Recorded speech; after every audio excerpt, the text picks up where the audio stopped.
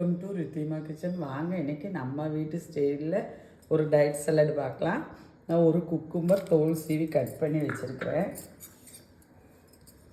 ஒரு வெங்காயத்தில் பாதி வெங்காயம் போட்டுக்க போகிறேன்.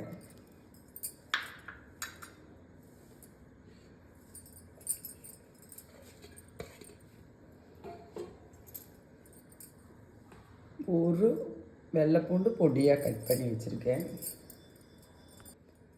முளை கட்டின பயிறு இந்த கரண்டியில் ஒரு 1.5 கரண்டி போட்டுட்டு போகிறேன். மல்லித்தலையும் போட்டுட்டேன்.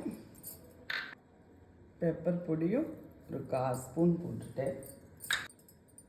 ஜீரகப்பொடி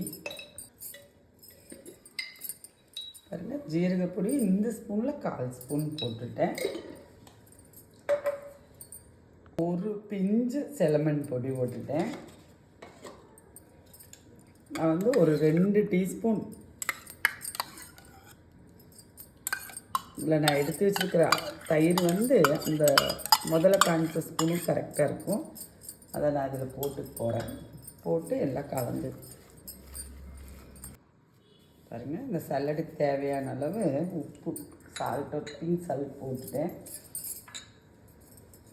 ஒரு 1/4 பாகம் லெமன் புழிஞ்சுக்க போகிறேன்.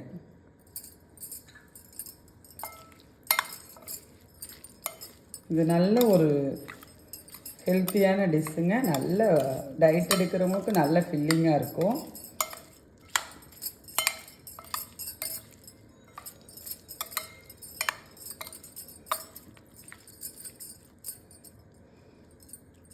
பாருங்கள் ஆயிடுச்சு. இதில் நம்ம கேரட் இதெல்லாம் போட்டுக்கலாம். அதுவும் ஒரு நாள் நான் காட்டுறேன்.